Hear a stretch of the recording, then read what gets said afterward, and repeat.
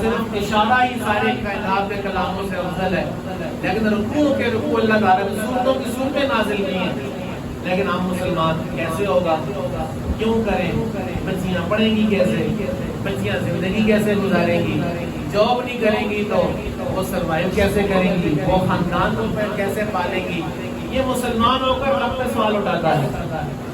لیکن جو دل کا مسلمان تھا نا، جس کو ابراہیم علیہ السلام کہتے تھے، انہوں نے ایک دفعہ سوچا بھی نہیں، یا اللہ اس سے پہلے کائنات میں کبھی کسی نے بیٹا ذبح نہیں کیا، یا اللہ اگر ذبح ہی کرنا تھا تو بڑھاپے میں دینے کا کیا فائدہ تھا، یا اللہ دیتا ہی نہ، یہ تو بچوں کو ذبح نہیں کیا جاتا، یا اللہ یہ انسانیت نہیں ہے کیا؟ جس طرح آج ہمیں انسانیت کا بخار چڑھتا ہے اور ہم اللہ اور اس کے رسول کے خلاف بولتے ہیں، لیکن وہ جو کہ اندر سے پھر اللہ نے اعلان بھی کیا وَاتَّخَذَ اللَّهُ إِبْرَاهِيمَ خَلِيلًا، خلیل بھی تو وہی ہے نا، پیارا دوست بھی تو وہی ہے۔ اس دوست نے جب یہ کہا اپنے بیٹے سے، تو ابراہیم علیہ السلام کا بزرگ ہے، اللہ کے خلیل ہے، پتر کو دیکھیں کہ چھوڑا دماغنے کے قابل 7-8 سال عمر ہوگی، 6 سال ہوگی، 10 سال، مختلف اقوال ہیں۔ بیٹے نے نہیں کہا کہ کس طرح ہو سکتا ہے، تو میں آپ کے بغیر کیسے ہو جائے گا، کیسے ہوتا ہے یہ، میں کیوں ذبح ہو جاؤں، میری کبھی عمر ہی کوئی نہیں، میں کبھی کھیلوں گا، میں کبھی دنیا دیکھوں گا، بابا آپ مجھے کیسے ذبح کریں گے؟ قربان کا اس پتر پر بھی، کیونکہ ابراہیم علیہ السلام کی گھٹی میں یہ شامل تھا اسماعیل علیہ السلام کی کہ نہیں، جب اللہ کا آرڈر آ جائے تو پھر سوال نہیں اٹھایا جاتا۔ اس خون میں یہ شامل تھا کہ جو بندہ ہوتا ہے وہ رب سے سوال نہیں کر سکتا، سوال کرنا مالک کا کام ہے، بندوں کا رب سے اعتراض کرنے کی گنجائش۔ بیٹے کا جواب دیکھیے اور ہم کی اولادوں میں اس کا اثر دیکھیے، کیا ہم مسلمان ہیں؟ ہمارے بیٹے کو بھی ہم نے کو مسلمانی کا تحفہ دیا ہے۔ قال یا ابت افعل ما تؤمر، ابو جی جو آپ کو اللہ نے حکم دیا، جیسا آپ کو آرڈر ہے آپ پورا کیجیے۔ یا ابت افعل، ابو جی کریں ما تؤمر، جو آپ کو حکم دیا گیا ہے۔ بیٹا آپ کا ریئیکشن کیا ہوگا؟ فرمایا ستجدنی انشاء اللہ من الصابرین،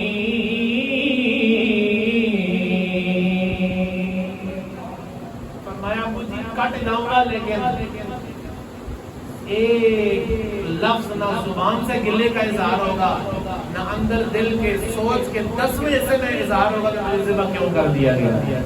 میں ذبح ہو جاؤں گا لیکن اللہ کی رضا پر خوش ہو کے اپنا آپ کٹوا دوں گا۔ صرف الفاظ تک ہی معدود نہیں ہے، چلو ایک نے بھی کہہ دیا یا اللہ بس میرے بندے ہیں ذبح کر دیں گے، دوسرے نے بھی کہا نہیں یا اللہ تیرا بندہ ہوں ذبح ہو جاؤں گا، لیکن اللہ تعالیٰ نے اس تصویر کو دکھایا۔ فرمایا فلما اسلما، فرمایا جب دونوں انگوں سے سرنڈر ہو گئے، اسلما کا مطلب ہوتا ہے دل سے رب کے سامنے جھک جانا، اسی سے اسلام ہے، اسی سے مسلمان ہے کہ رب سے اندر سے جھکاؤ ہو جائے، رب کے سامنے یا اللہ بس تو ہے، تیرا نظام ہے، تیرا حکم ہے، میری کوئی اوقات ہے۔ فلما اسلم، رب کہتا ہے جب دونوں جھک گئے، وَتَلَّهُ لِلْجَبِينِ، اور بیٹے کو اسماعیل علیہ السلام کو ماتھے کے بل لٹا دیا۔ سوکھے پتر کو چھری کے نیچے رکھنے کے لیے ذبح کرنا، لیکن جب محبت اس کے ساتھ کامل ہو تو پھر بیٹے بیٹیاں جائیدادیں دنیا محبتیں ریلیشن کوئی چیز درمیان میں آڑے، تو پھر اللہ تعالیٰ نے جب اس کیفیت کو دیکھا نا، اس کو پہلے بھی پتا تھا کہ میں ابراہیم کو کہوں گا تو اس نے آگے سوچنا بھی نہیں، میں اسماعیل کو کہوں گا تو اس نے ذبح ہو جانا ہے، لیکن کائنات میں دکھانا بھی تو ہے نا کہ بندے ایسے ہوا کرتے ہیں۔ فلما اسلم وتلہ للجبین، جب اس لیول کی قربانی دیکھی تو فرمایا ونادیناہ ان یا ابراہیم،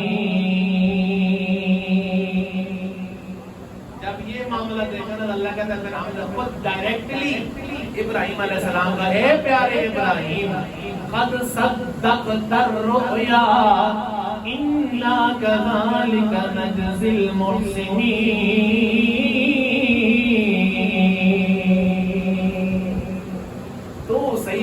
بندہ ہے، پنجابی میں ترجمہ کر رہا ہوں، صدقت الرؤیا، تو نے خواب کو سچا کر دکھایا ہے، انا کذالک نجزی المحسنین، احسان والوں کو ہم ایسے ہی بدلہ دیا کرتے ہیں۔ اور پھر اللہ تعالیٰ نے خود مانا ان ھذا لہو البلاء المبین، ابراہیم بیٹا ہو، خوبصورت بھی ہو، بڑھاپے میں ملا ہو، اسماعیل علیہ السلام جیسا حسن ہو، ماں باپ کو پیار بھی ہو، اور اس کو چھری کے نیچے لٹانا پڑ جائے، اور یہ پوری کوشش کی جائے، یہ نہیں کہ ابھی بچ جائے ابھی بچ جائے، نہیں، ہر حربہ استعمال کیا جائے، یہ یقیناً لہو البلاء المبین، یہ بہت بڑا امتحان ہے۔ تو جتنے بڑے امتحان کو پاس کرو پھر پودا بھی اتنا بڑا ہی نہیں۔ یہ بیک گراؤنڈ ہے قربانی کا۔ اللہ کہتا ہے پھر ہم نے وَفَدَيْنَاهُ بِذِبْحٍ عَظِيمٍ، فدینا، ہم نے اس کے فدیے میں، اس کے بدلے میں جنت سے جانور بھیجا، جنت سے دمبا بھیجا کہ اس کو ذبح کیجیے، اسماعیل علیہ السلام کو ذبح نہیں کرنا۔ تو یہ اللہ تعالیٰ کی بندوں کی شان اور مقام ہے، یہ ان کی ادائیں۔ اللہ کہتا ہے جانوروں کو ذبح کرو لیکن صرف انہیں کو ذبح نہ کرو، قربانی کا مقصد ذہن میں رکھو، اپنے آپ کو جھکاؤ اندر سے۔ اس کا یہ مطلب یہ نہیں کہ قربانی کو چھوڑ کر اپنے آپ کو جھکاؤ، نہیں، وہ بھی اللہ کا حکم ہے، اس کے اندر حکمت بھی اللہ کا حکم ہے۔ کیونکہ کچھ لوگ اس موقع پر جو دین سے دور ہیں، جو دین دشمن بھی ہیں، وہ بھی آپ کو یہ نظر آئیں گے، دیکھیں جتنے جانوروں کو ذبح کرنا، اس کی بجائے یہ کر دیں، اس کی بجائے غریبوں کا کر دیں، اس کی بجائے یہ کر دیں۔ جانور کو تکلیف ہوتی ہے، جس نے جانور پیدا کیا ہے اس کو نعوذ باللہ میں نہیں پتا تھا کہ جانور کو کچھ ہوتا ہے کہ نہیں ہوتا۔ جس کی مخلوق ہے اسی کا تو آرڈر ہے، اسی نے تو فرمایا ہے ایسے کرو۔ تو جو خالق ہے، جو اتنی سفارش کرتا ہے کہ ان کو بھوکا نہ چھوڑو، ان کے سامنے دوسرے کو ذبح نہ کرو، ٹھیک ہے، ان کو کئی آپ کو روایات ملیں گی جس میں جانور پر ظلم کرنے کی وجہ سے، بلی کو بھوکا رکھنے کی وجہ سے حضور نے فرمایا عورت کو جہنم میں پھینک دیا گیا، فرمایا زمین والوں پر رحم کرو، عرش والا تمہارے اوپر رحم کرے گا۔ وہ غافل نہیں ہے، اس نے اگر حکم دیا ہے تو ضرور اس حکم کے اندر بڑے راز ہیں۔ آخری بات حضور علیہ السلام نے فرمایا 10 ذی الحجہ کو، یہ جو قربانی کا ٹائم ہے، اس میں اللہ کو سب سے زیادہ کام خون بہانا پسند ہے۔ جب مالک کو پسند ہے تو ابراہیم علیہ السلام نے تو پتر کی طرح بھی نہیں سوچا، ہم بکرے کی طرح سوچیں کہ ہم اس کو کیوں ذبح کر دیں۔ انشاءاللہ تعالی جو قربانی کے باقی مسائل ہیں، کس کے اوپر واجب ہے، کس پر واجب نہیں، وہ فقہی مسائل انشاءاللہ آنے والے جمعہ المبارک میں ہم ان کو ڈسکس کریں گے۔ جو کچھ آج ہم نے اللہ کے کلام سے پڑھا ہے، اللہ تبارک و تعالی صحیح معنوں میں سمجھنے کی توفیق عطا فرمائے۔ وآخر دعوانا الحمدللہ رب العالمین۔